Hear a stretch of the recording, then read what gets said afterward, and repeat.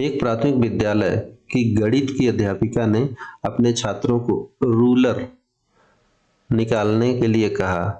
Ruler means पैमाना निकालने के लिए कहा, क्योंकि वह लंबाई के मापन का विषय पढ़ाने जा रही थी। अच्छा, विषय पढ़ाने जा रही थी। छात्रों को भ्रांति हो गई कि वे राजा रानी कैसे निकालते हैं।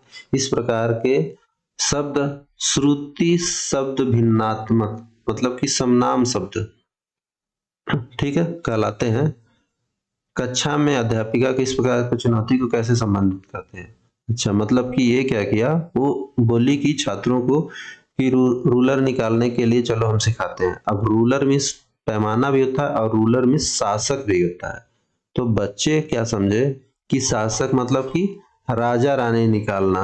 शासक कौन होता है, राजा होता है या रानी होती है, मतलब ये होता है ना कि राजा निकालने के बारे में बता रही है। ठीक है, तो अब क्या है कक्षा में अध्यापिका इस प्रकार की चुनौती को कैसे संबोधित कर सकती है कि बच्चे ऐसा समझ लिए। तो क्या है, अंग्रेजी भाषा की अध्यापिका को इस प्रकार के शब्दों को अंग्रेजी शब्दों के अर्थों को अंग्रेजी की कक्षा पढ़ाने के लिए कहकर। ऐसा तो नहीं है ना। जब भी क्या करेगी, जब भी वो पढ़ाते समय इस प्रकार के शब्द आते हैं तब अध्यापिका को बच्चों के ध्यान गणित के संदर्भ में प्रयुक्त इनके विशिष्ट अर्थ की ओर आकर्षित करना चाहिए। उसके बाद से तीसरा क्या है, नहीं यही होगा, जब भी पढ़ाते समय इस प्रकार के शब्द आते हैं तब अध्यापिका को बच्चों का ध्यान गणित के संदर्भ में प्रयुक्त इनके विशिष्ट अर्थ की ओर आकर्षित करना चाहिए। तो यही उत्तर सही हो जाएगा। बाकी स्मरण ध्यान नहीं देना चाहिए, गलत है। देखिए, कह रहा है कि कक्षा 3 की अध्यापिका अपने छात्रों के लिए निम्नलिखित प्रश्न पढ़ती है। अगर मैं 2 दहाई में से 2 इकाई घटाती हूं तो उत्तर क्या होगा। कह रही है कि 2 दहाई मतलब सीधे हो गया 20। अब आगे कितना लिखा है, 2 दहाई 5 इकाई या कुछ भी है, में से 2 इकाई घटाती हूं तो उत्तर क्या होगा। तो छात्रों में से एक छात्र का जवाब देता है उत्तर 0 होगा।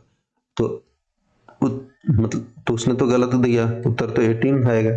तो अब क्या हुआ, छात्र द्वारा गया उत्तर सही है, गलत है। छात्र को स्थानीय मान की संकल्पना को दूर करने के लिए शिक्षक को मूर्त सामग्री का प्रयोग करना चाहिए, सही हो जाएगा। शिक्षक को अभ्यास के लिए 10 समान प्रश्न देने चाहिए, ऐसे कुछ नहीं फायदा होगा। ध्यान नहीं देना चाहिए, क्यों नहीं ध्यान देंगे तो फिर गलत हो जाएगा। कह रहा है भिन्नों के योग की धारणा को के पाठ की योजना बनाते समय एक अध्यापक आयताकार पट्टी को मोड़ने की क्रियाकलाप का उपयोग कर रहा है। ऊपर दिया गया क्रियाकलाप एक क्या है, विषय वस्तु क्रियाकलाप है। बिल्कुल सही बात है, उत्तर विषय वस्तु, पूर्व विषय वस्तु, समय की क्षति, ऐसा कुछ नहीं। प्राथमिक स्तर पर गणित की अच्छी पाठ्यपुस्तक के लिए निम्नलिखित में कौन सा लक्षण अत्यधिक महत्वपूर्ण है। अवधारणा का संदर्भों के साथ परिचय देना, बिल्कुल सही है। उसमें बहुत से प्रश्न होने चाहिए, आकर्षक रंगीन होना चाहिए, मानक कलन विधियों द्वारा किया जाना चाहिए, ऐसा कुछ नहीं है। Inductive through formal algorithm, kiln को बोलते हैं फॉर्मल एल्गोरिथम। अब बोल रहा है कि एनसीएफ 2005 मानता है कि गणित में चिंतन और तर्कण एक निश्चित तरीका आविष्ट है और यह दृष्टि चरितार्थ की जा सकती है। छात्रों के विशेष अनुशिक्षण देकर अन्वेषण, उपागम, हस्त कौशल सामग्री का उपयोग, अवधारणाओं का वास्तविक जीवन में से संबंध जोड़ना, छात्रों को चर्चा में सम्मिलित करना, गणित की सभी पाठ्य पुस्तकों को दोबारा लिखकर पाठ्य पुस्तक में दी गई समस्याओं को क्या करके दी गई समस्याओं को प्रश्नों को हल करने पर बल देकर। तो उत्तर कौन सा सही होगा बताइए। देखिए, कह रहा है कि छात्रों को विशेष अनुशिक्षण देकर, ऐसा तो कुछ नहीं होगा। अन्वेषण, अन्वेषण मतलब खोज, उपागम, हस्त कौशल सामग्री का उपयोग करके अवधारणाओं का वास्तविक जीवन से संबंध जोड़ना। मेन बात यहीं पे देखिए, वास्तविक जीवन से संबंध जोड़ना, इसलिए बी सही होगा। एक शिक्षक, एक गणित के शिक्षक के रूप में आप बच्चों के गणित के प्रदर्शन सुधारने के लिए संभावित शिक्षक को क्या परामर्श देंगे? एक गणित के शिक्षक के रूप में आप बच्चों के गणित के प्रदर्शन को सुधारने के लिए संभावित शिक्षकों को क्या परामर्श देंगे?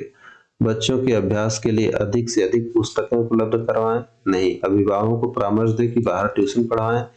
बच्चों को अवधारणा और कार्य ज्ञान के बीच में संबंध स्थापित करने में सहायता करें? वर्ष के अंत में औपचारिक कक्षाओं का आयोजन करें? नहीं।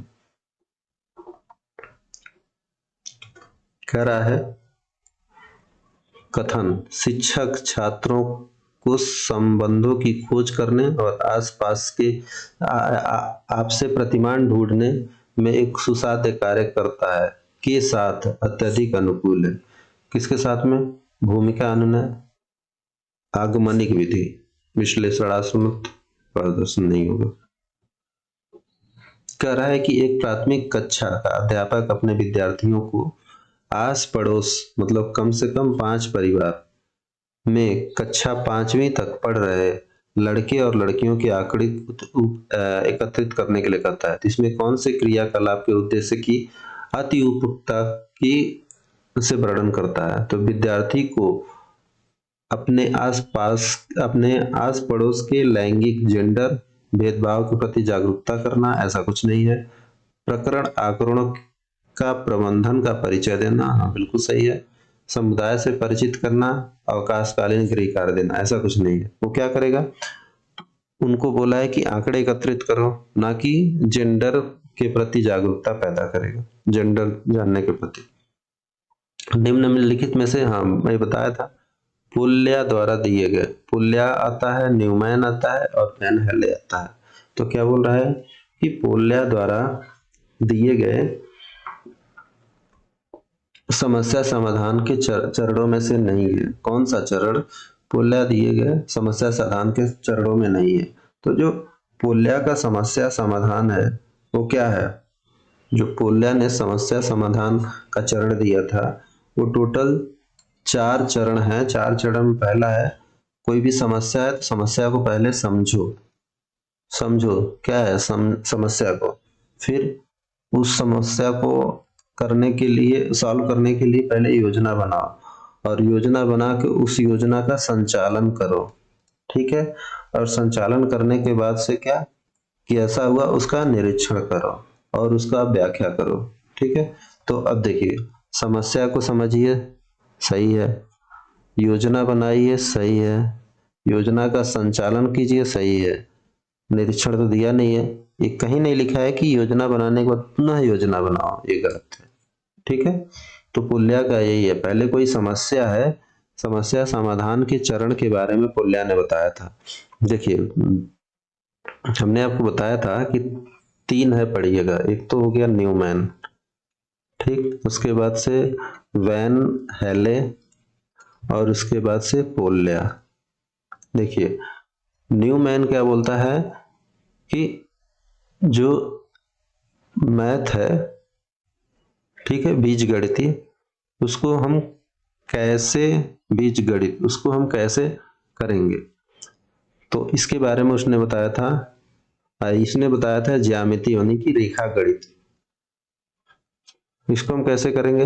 ये बोला था कि कोई समस्या है उसको हम कैसे सॉल्व करेंगे। बीजगणित के बारे में बोला था कि कहीं भी अगर कोई चीज लिखी है तो पहले उसको किस तरीके से हम देखेंगे, ठीक है, उसको फिर अंक गणित के रूप में लिखेंगे, फिर उसको गणितीय सूत्रों को उसमें लगाएंगे, लगाने के बाद उसकी गणना करेंगे, गणना करने के बाद से उत्तर निकालेंगे, ठीक है।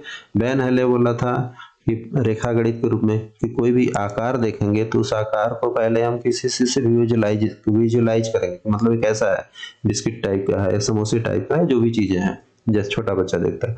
उसके बाद से क्या करेंगे, उसको देखने के बाद से उसका एनालिसिस करेंगे, उसके बाद से उसमें संबंध स्थापित करेंगे, संबंध स्थापित करने के बाद से फिर क्या करेंगे, उसका फार्मूला लगाएंगे, फार्मूला लगाने के बाद से उस तरीके को हम अपने घर पे या कहीं और भी यूज करेंगे। पहले हो गया। इसने बोला कि समस्या समाधान कैसे करेंगे। समस्या समाधान के लिए इसने बताया कि हम किसी भी समस्या को देखेंगे, पहले उसको समझेंगे, समझने के बाद से योजना बनाएंगे, योजना बनाकर संचालन करेंगे, संचालन करने के बाद से निरीक्षण करेंगे। बस सिंपल। तो यही 3 है, 3 में से 1 या 2 100% होता है। जैसे देखिए अभी इस पेपर में बेन हेले आया है और पुल्ले आया है।